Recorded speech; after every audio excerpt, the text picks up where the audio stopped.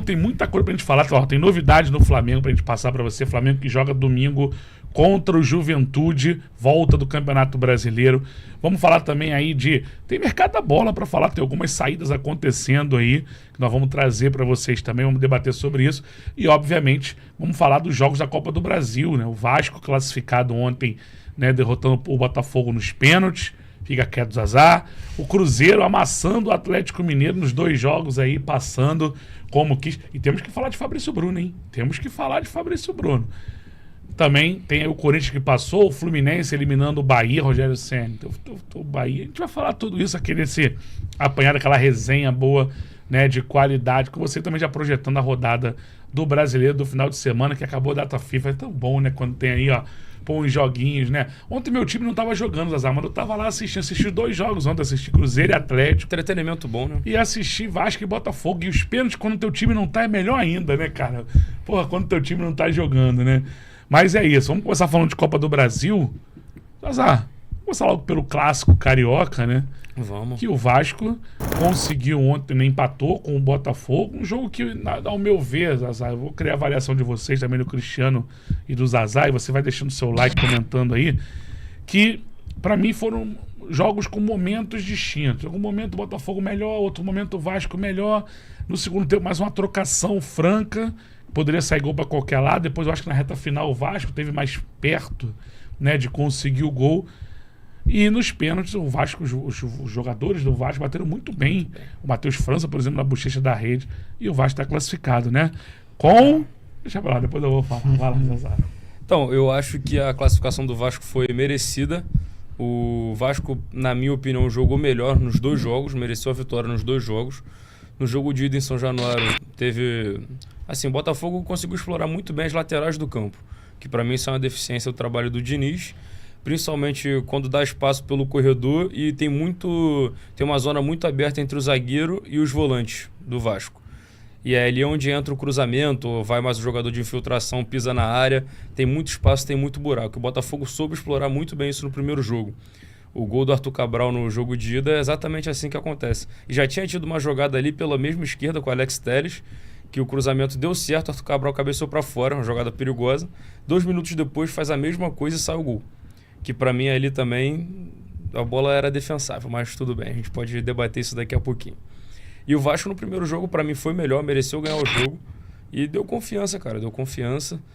No jogo de ontem o Vasco foi melhor no primeiro tempo, na minha opinião. O Botafogo teve um bom volume de jogo também, mas para mim o Vasco teve as melhores chances. Tirando o pênalti infantil cometido pelo Léo Jardim, que depois na disputa se redimiu, mas o pênalti que ele cometeu foi infantil.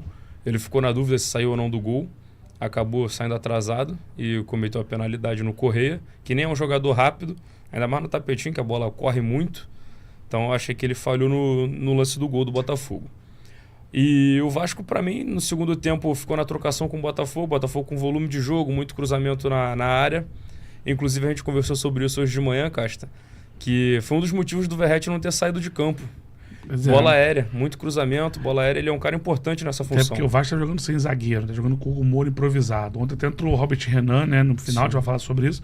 Mas então o Verratti foi peça fundamental também defensivamente, cortando essas bolas, né? Só defensivamente, quero dizer. Tá bom, mas aí é uma opinião sua, mas tá tudo certo. Mas isso também faz parte do jogo, né? Porque se tu tomar gol de cabeça ali, já pode complicar tudo. Claro, não, faz parte. E o Vasco, no final do segundo tempo, eu pensei que o Vasco fosse ser pressionado, aquele sufoco para levar para os pênaltis, só que eu fiquei surpreso, cara. O Vasco se impôs, buscou a chance, em nenhum momento abdicou de jogar, fez cera, queria que o jogo acabasse, o Vasco continuou em cima, a postura foi diferente. E eu acho que, em meio a tantas críticas que eu mesmo faço ao Fernando Diniz, ontem foi um jogo bom e eu tenho que elogiar o Diniz. Pela postura do time em campo, jogando fora de casa, um jogo difícil, num gramado diferente, e o Vasco se impôs, não se acovardou em nenhum momento, não ficou, como dizem, né, com o ônibus estacionado ali na frente da área. Então eu gostei da postura do time e acho que a classificação foi merecida pelo que mostrou nos 2 jogos. Né, Cristiano? Então, meu caro João Laurentino, não, o Zazar. Zazar, né? Zazar. Já assumiu o Zazar. Já assumiu o Zazar, né? Meu caro Zazar, o jogo foi um jogo, achei um jogo clássico, né? Mesmo, de Vasco e Botafogo.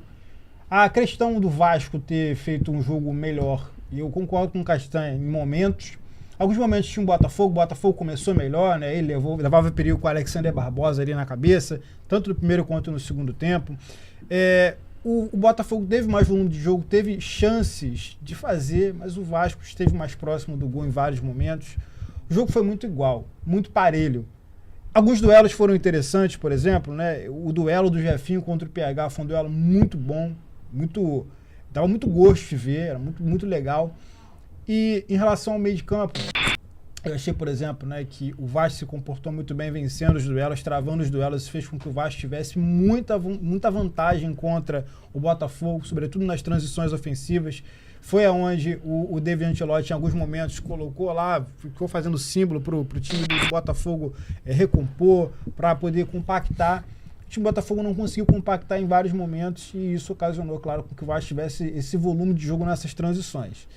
Em relação a alguns jogadores do Vasco que eu gostaria de apontar aqui que foram muito bem, cara, o Ryan foi muito bem, teve uma jogadaça que o Ryan driblou todo mundo, aí ele bateu de cabeça baixa. Alô, Ryan, levanta a cabeça, garoto, quando for batendo a bola, você é bom, aprende batendo a bola no final, chapada no canto, pra chapar, né? pra tirar o 10, faz igual a Rasca, tacadinha de sinuca, não precisa bater forte não. Ele atrasou pro goleiro, entendeu? O Neto, inclusive, vamos comentar do Neto também. Alô, Neto? Vamos chegar lá. Como diria um dos nossos amigos aí, presta atenção no serviço. Pensei enquanto falou, alô, Neto já viu na cabeça logo a frase. Enfim, assim, outros jogadores que participaram bem também, cara, o Nuno Moreira, excelente no jogo, ofensivamente, não só pelo gol que ele fez no rebote, da falta batida pelo Felipe Coutinho, mas também defensivamente ele atuando numa linha de 5 junto do Piton.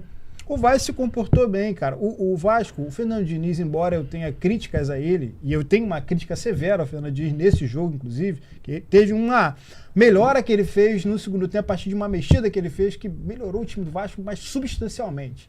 Mas embora eu tenha críticas ao Diniz, preciso reconhecer que o Diniz não é esse técnico de ficar entrincheirado, estacionar o ônibus, é o cara que vai jogar, o cara que vai atrair todo mundo para um lado, vai pesar o bloco, que a gente chama, né? Atrair vários jogadores para a zona da bola, para inverter a bola para o outro lado, é um cara tático.